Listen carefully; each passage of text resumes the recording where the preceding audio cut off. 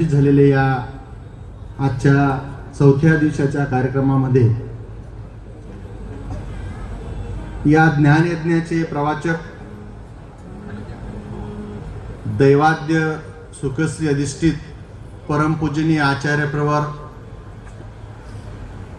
तडगाव निवासी मोठे बाबाजी, उमरखेडून आलेल्या परमपूजनीय ताईजी, ज्यांची देवपूजा या ठिकाणी आपल्या सर्वांना वंदन करायला मिळालेला ताईजी, उपस्थित साधू संत, तपस्विनी आई, अच्युत गोत्रीय बंधू आणि भगिनी, खरं तर या व्यासपीठावर प्रथमच रस्ता सुरक्षा बाबतीतलं मार्गदर्शन करायला मिळालं आणि त्याची संधी मिळाली म्हणून मी आयोजकांचं मनापासून आभार मानतो. या ज्ञानयज्ञाच्या 25व्या रौप्य महोत्सवी पदार्पणाच्या निमित्ताने मी सर्वज्ञ सेवा प्रतिष्ठान ट्रस्ट नवी मुंबई महाराष्ट्र, RSP ठाणे जिल्हा, मोटर ट्रेनिंग स्कूल मालक संघटना यांच्या वतीने खूप खूप हार्दिक शुभेच्छा देतो आणि माझ्या विषयाला सुरुवात करतो. पूर्ण देशभरामध्ये संपन्न होत असलेल्या 37व्या राष्ट्रीय रस्ता सुरक्षा सप्ताहाच्या निमित्ताने आपल्याला या ठिकाणी आत्मकल्याणाच्या ज्ञानाच्या संदर्भातल्या ज्ञानाचे उपदेश या ठिकाणी मिळतात.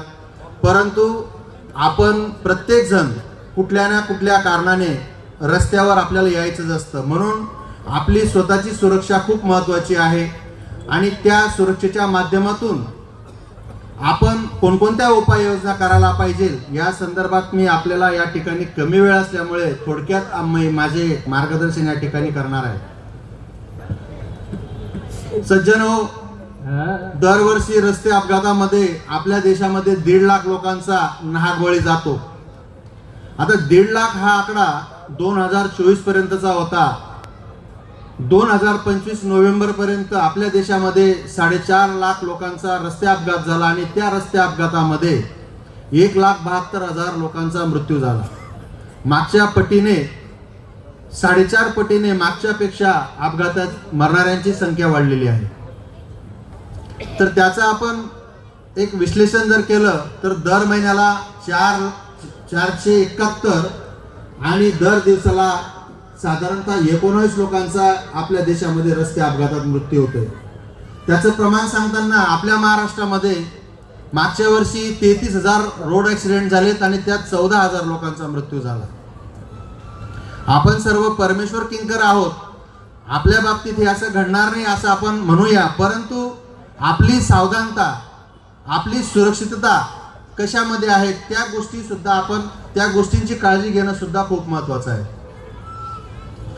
आणि सगळ्यात दुर्दैवाची गोष्ट अशी आहे की रस्ते अपघातामध्ये मरणारा जो वयोगट आहे तो 18 ते 35. ज्या मुलांना तळहाताच्या फोडाप्रमाणे आपण लहानाचं मोठं करतो आणि एका छोट्याशा चुकीमुळे त्याचा मृत्यू होतो, हे खूप मोठं दुर्दैव आपल्याला मला या ठिकाणी सांगावं असं वाटतं.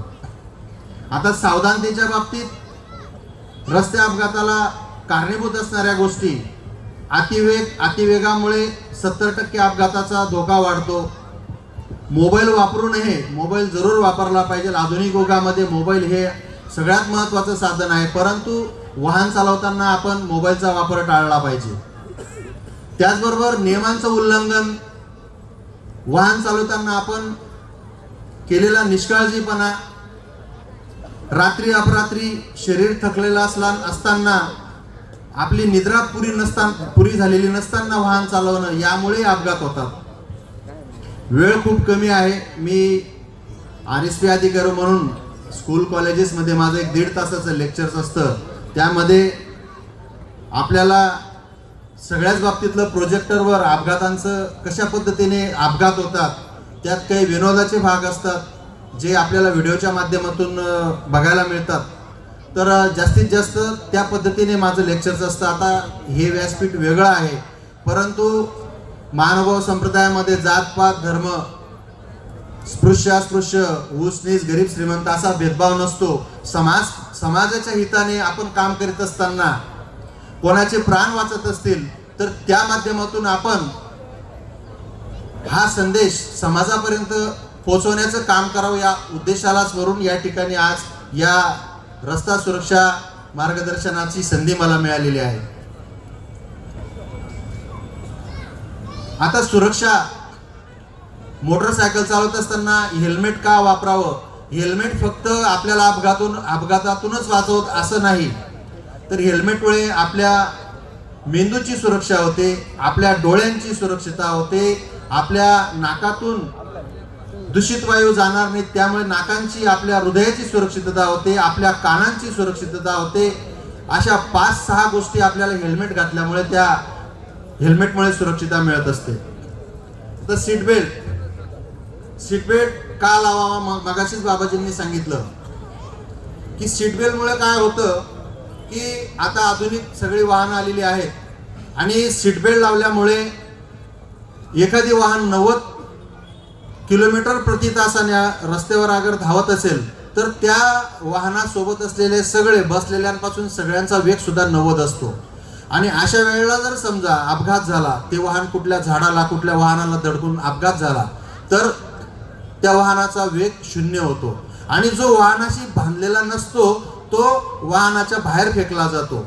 याचं सीटबेल्टचा महत्वाचा विषय असा आहे की एअरबॅग्स ह्या डॅशबोर्ड मधून बाहेर निघायचा जो काही सेकंदाचा काळ असतो, त्या अगोदर हा माणूस सीटबेल्ट बांधलेला नसला तर तो त्या गाडीच्या बाहेर पडतो. म्हणजे सीटबेल्ट न बांधल्यामुळे एअरबॅग तो बाहेर पडल्यानंतर खुलतात, म्हणून तो सीटबेल्ट महत्वाचा आहे, जो आपल्याला वाहनाशी बांधून ठेवतो. आपल्या वाहनाची काळजी घेताना आपल्या वाहनाची टायरांची झीज झालेली आहे का, टायरची कंडिशन कशी आहे, आपल्या वाहनाची हेडलाईट कशी आहे, याची सुद्धा आपण तपासणी केली पाहिजे. ह्या गोष्टींची आपण सुरक्षितता ठेवणं गरजेचं आहे. सगळ्यात महत्वाचा विषय बाबाजी या ठिकाणी सांगताना दुःख वाटतं की अनेक लोकांची मदत करायची इच्छा असते, परंतु रस्ते अपघात झाल्यानंतर 40% लोक हे वेळेवर दवाखान्यात न पोहोचल्यामुळे त्यांचा मृत्यू होतो आणि रस्त्यावर येणारा जाणारा प्रत्येक व्यक्ती हा त्या अपघातग्रस्त व्यक्तींचे व्हिडिओ काढत असतो आणि त्या व्हायरल करत असतो. परंतु आपण तात्काळ पोलिसांना फोन करून, जो हेल्पलाईन नंबर आहे, तात्काळ ॲम्ब्युलन्सला फोन करून त्या गोष्टींची माहिती देणं आपण गरजेचं समजत नाही. कोणाची आई, कोणाचा भाऊ, कोणाचा मित्र जर समजा रस्त्यावर तडफडत असेल तर आपण तात्काळ, आपल्याला समजा ते मदत करायची असेल तर आपण याही माध्यमातून मदत करू शकतो. तर हेही मला या ठिकाणी सांगावं असं वाटतं. हे आवाहन करतो मी, कारण मी एक RSP अधिकारी आहे. आता या मंचावर मी ड्रेस घालून येऊ शकत नाही, कारण मी आपल्या परिवारातला आहे. तर मी माझं वेगळेपण या ठिकाणी न दाखवता म्हटलं आपण आपल्या साध्या विषयातच या ठिकाणी येणं गरजेचं आहे. आता आपण रस्त्यावर चालत असताना अनेक चिन्हांचा बोर्ड त्या ठिकाणी पाहतो. आता मी बापूंना बोललो, म्हटलं माझे काही प्रश्न असतात एखाद्या मार्गदर्शनाच्या कार्यक्रमामध्ये, तरुणांना एक 5-6 प्रश्न विचारतो आणि त्यांना त्या ठिकाणी आम्ही प्रोत्साहन म्हणून बक्षीस देत असतो. तर रस्त्यावर किती प्रकारचे चिन्ह दिलेले असतात कोणी सांगू शकतं का? एकच प्रश्न विचारतो, त्यानंतर मी 5 मिनिटापेक्षा कमी वेळेत मी माझं आटोपत घेतो. रस्त्यावर किती प्रकारचे चिन्ह असतात? साईन म्हणतो त्याला आपण. आपल्याला रस्त्यावर अनेक प्रकारचे चिन्ह दिसतात रोड सेफ्टीचे. कोणी सांगू शकतं? सांगा.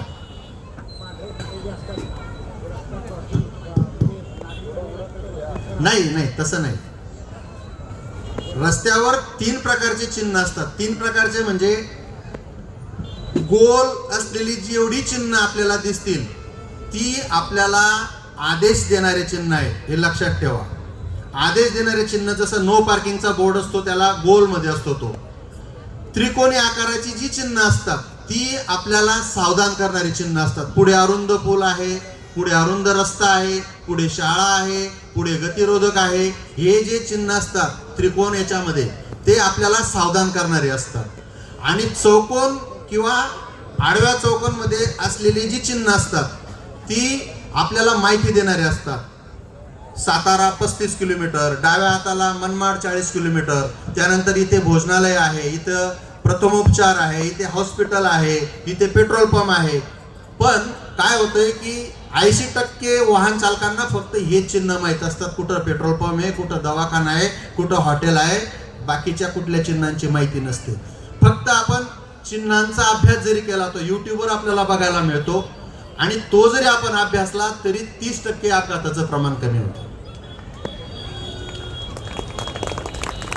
आणि सगळ्यात महत्वाचा मंत्र, या कार्यक्रमासाठी आलेले जेवढे अच्युत गोत्रीय बंधू आणि भगिनी असतील, त्यांनी रस्त्यावर वाहन चालवताना मोटरसायकल असो अथवा कार असो, एकच मंत्र डोक्यात लक्षात ठेवायचा की माझ्या व्यतिरिक्त रस्त्यावर वाहन चालवणारी सगळी आंधळी आहेत आणि मीच फक्त डोळ्याने पाहतो.